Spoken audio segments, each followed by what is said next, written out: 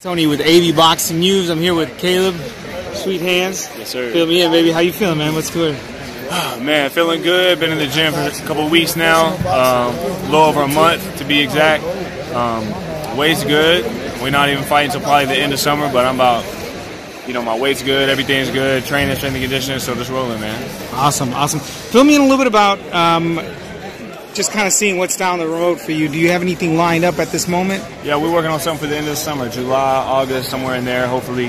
Don't have an opponent locked in just yet. Close to it, working on it, a couple guys up in the air.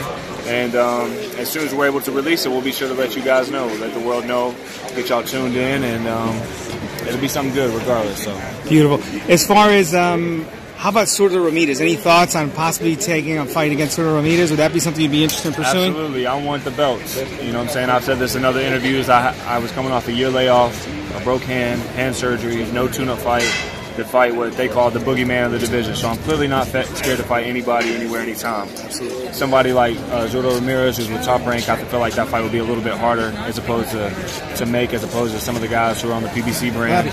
We know the business of boxing. But if he continues to do his thing, I continue to do my thing, which I will. That's something definitely we can make happen down the road. Beautiful. A big fight between Canelo Alvarez and Danny Jacobs, just about 3 weeks away. How would you call that one? Do you feel that Jacobs needs to go for the knockout, being the fact that's in Vegas, and there's always been some controversial fights that come up in the past? Do you feel that Jacobs needs to get the knockout, or what are your thoughts on that fight? Canelo, he's at a hot spot in his career right now. He's got a lot of momentum. If I was to pick one, I probably would go with Canelo.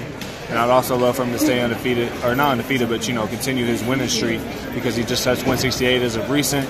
He got the WBA regular belt, and we all know that's not a real, a real title. Who was it? George Groves or Kyle Smith has the real world title as far as the WBA goes. And Rocky Fielding, he's not really a top-notch 168-pounder. If he wants to, fight a real 168-pounder, I feel like he needs to step in there with somebody like me, or even someone like Jose Uzagati, or just some of the other better fighters in our division. I feel like that was an easy touch, but it was a smart move. It was a great move, smart move. Kind of testing the waters. Yeah, absolutely, and it was smart. It was smart on his team, his part. But if he plans on staying in 168, he's gonna have to do something else besides beat Rocky Fielding. If he wants to be taken seriously at this weight division. So, but that's neither here nor there at this point. He's got his own bouts coming up. I got my own thing coming up. So. But maybe down the road we can make a mega fight, Sounds like a good plan, man. Absolutely. And any thoughts on a fight showdown with Caleb Smith? Do you feel that would be the biggest fight that could possibly be, that could come to fruition? I think me and Benavidez is a fight that everyone wants to see. I feel like, especially over here on this side of the pond, between us and everyone under the PBC banner in the U.S., people want to see me and David fight. We're two of the youngest in the division. A great showdown. It's a great stylistic matchup. Oh yeah. Just all across the board, you go down the list, and it's going to be a great fight, a mega fight.